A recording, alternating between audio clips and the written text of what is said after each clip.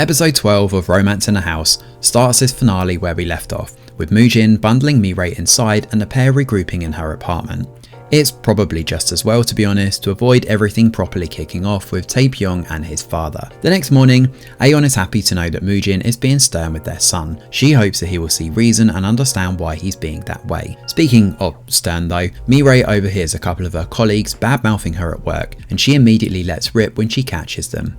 She berates their low sales within their department and reinforces how well her team are doing by comparison. They are absolutely destroyed and in the end are left flustered. Mirai continues her crusade, sending Aeon along to the beauty technicians to get herself patched up before her big shoot. After, Aeon and Mirai sit and have coffee together.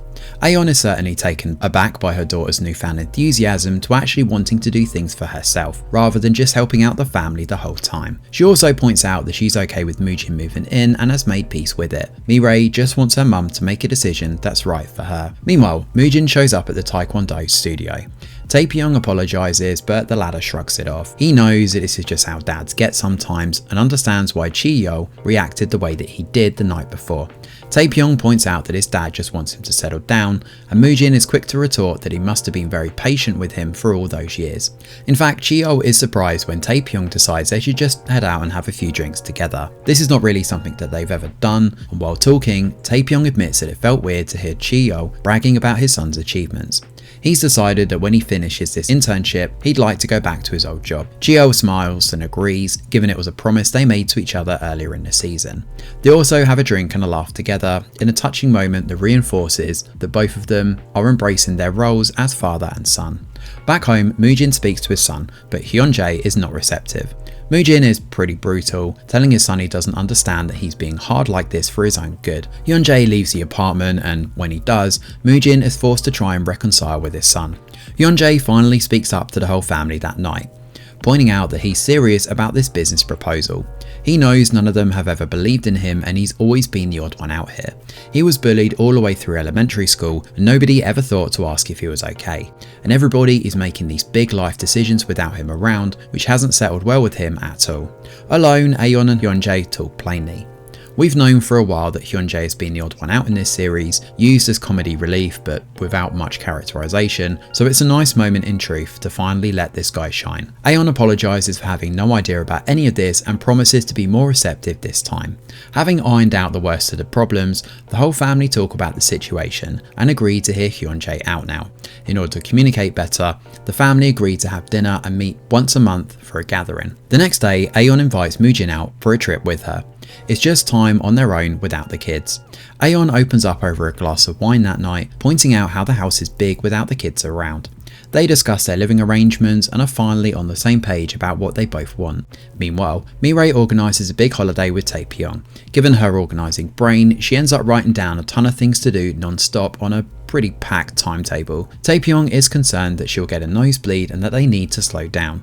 He intends to be with her for a long time so they can just take their time with everything and not rush anything. It's a pretty cute moment, especially as Mirai starts blushing and admits that her heart skipped a beat. Elsewhere, Jung Hyuk gets his story published, but he deflects the attention by announcing that Seri is pregnant. The villa residents are delighted, and the couple joke about how the baby is going to have the nickname Geek. And I think there's a joke here somewhere, maybe? As for Moojin, he decides to embrace Taepyeong's enthusiasm for teaching and jump into this field too. While out and about, he runs into Mirai, and the pair finally have a big chat about the past. Moojin regrets spending so long looking for the swindler and the way he came into money. He just wanted to do right by the family, and he's sorry for how that affected Mirai. Mirai finally calls him dad and points out that when she was young, she likes him a lot, and she knows that she won't struggle as much now to embrace him as her father. They both decide to play baseball a bit, just like old times. With life continuing on, Aeon applies for her driver's license. Hyunjae tries to make it as an entrepreneur, while Mirai works as hard as usual, trying to make every ordinary day a special one. Of course, the gang make sure they meet up once a month to share news, and they're getting along like a house on fire. In fact, they decide to go on a trip the next month. So Romance in a House comes to an altogether obvious ending, with all the plot points wrapped up and no stone left unturned. The best part of this episode is definitely Hyun-jae, and understanding his plight is a nice way to top everything off. Personally, I wish we'd seen more of him across the season because it feels like this was changed based on fan feedback. Either way, it's a welcome inclusion, especially getting his version of events and understanding how he's really been left out of the family this whole time.